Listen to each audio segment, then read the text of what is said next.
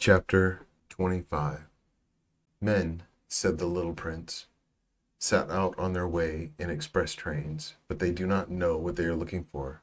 Then they rush about and get excited and turn round and round. And he added, "It is not worth the trouble." The well that we had come across was not like the wells of the Sahara. The wells of the Sahara were mere holes dug in the sand. This one was like a well in a village, but there was no village here, and I thought I must be dreaming. "It is strange," I said to the little prince. "Everything is ready for use. The pulley, the bucket, the rope." He laughed, touched the rope, and set the pulley to working, and the pulley moaned like an old weather vane, which the wind has long since forgotten. "Do you hear?" said the little prince. "We have wakened the well, and it is singing." I did not want him to tire himself with the rope. "Leave it to me," I said. "It is too heavy for you." I hoisted the bucket slowly to the edge of the well and set it there, happy, tired as I was, over my achievement. The song of the pulley was still in my ears, and I could see the sunlight shimmer in the still trembling water. "I am thirsty for this water," said the little prince. "Give me some of it to drink." And I understood what he had been looking for. I raised the bucket to his lips. He drank, his eyes closed. It was as sweet as some special festival treat. This water was indeed a different thing from ordinary nourishment. It was sweetness born of the walk under the stars, the song of the pulley, the effort of my arms. It was good for the heart, like a present. When I was a little boy, the lights of the Christmas tree, the music of the midnight mass, the tenderness of smiling faces used to make up so the radiance of the gifts I received. "The men where you live," said the little prince, "raise 5,000 roses in the same garden, and they do not find in it what they are looking for." "They do not find it," I replied. "And yet what they are looking for could be found in one single rose, or in a little water."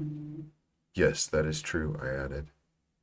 But the prince added, "But the eyes are blind. One must look with the heart." I had drunk the water. I breathed easily.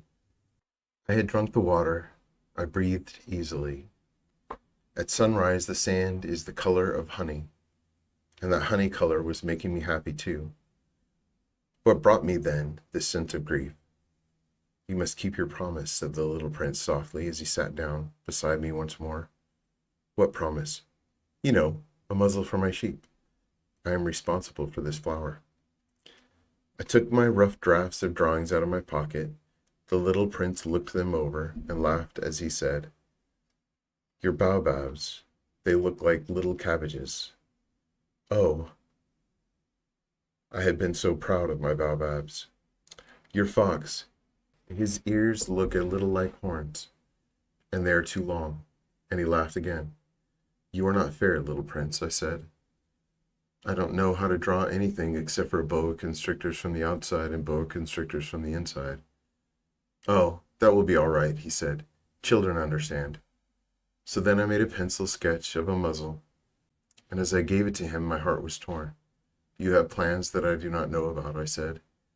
But he did not answer me, and he said to me instead, "You know, my descent to the earth, tomorrow will be its anniversary." Then, after silence, he went on, "I came down very near here," and he flushed. And once again, without understanding why, I had a queer sense of sorrow. One question, however, occurred to me.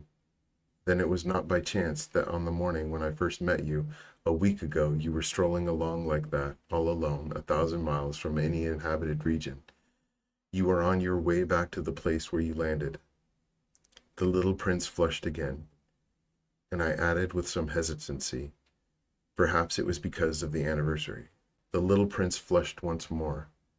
He never answered questions, but when one flushes, does that not mean yes? "Ah," I said to him, "I am a little frightened." But he interrupted me. "Now you must work. You must return to your engine. I will be waiting for you here. Come back tomorrow evening." But I was not reassured.